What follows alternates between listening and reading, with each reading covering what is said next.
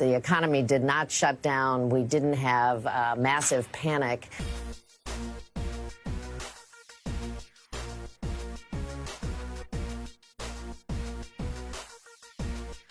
There are emergency ways to get drugs into the market. There are emergency ways to get diagnostics into the market. You can waive regulation, but it takes actually some leadership. It takes someone saying, we have a huge problem and we need to move as rapidly as possible. And that's what has been missing so far in this response. We did deal with a novel strain of a flu, H1N1, which had not been seen before. We didn't have a vaccine, and it presented in Mexico. So we were at the epicenter in the United States of this crisis. I think the good news is we worked hard, got a vaccine available, had a massive national vaccination campaign.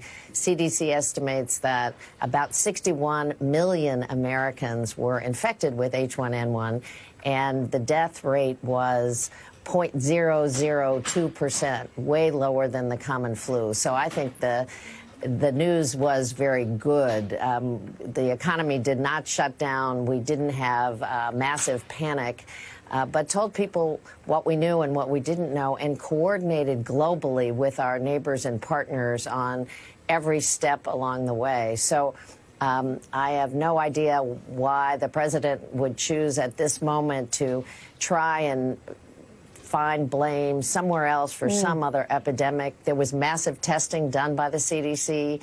And as I say, vaccine was available and a huge national vaccination campaign. And we shared vaccine with countries around the world. So I think the world health community came together in a very coordinated fashion, sharing information, sharing medicines, making sure that we limited it as much as possible, the death toll. That sense of urgency has been missing. I'm thrilled to see that Congress and Speaker Pelosi is taking a great leadership position, moving ahead with real solutions for the American families and workers who will be on the front line of this impact. We finally have testing that may be ramping up. Dr. Fauci was absolutely right. Once again, the president is trying to mislead the public. We're way behind. Yeah. The worst of all worlds is to have a medicine that either makes people sicker than healthier or doesn't work at all. And so it does take some time. I think they'll work on it as rapidly as possible, but you can't develop something in 2 to 3 months. Again, a misleading statement by the president that we could just pick up the pace.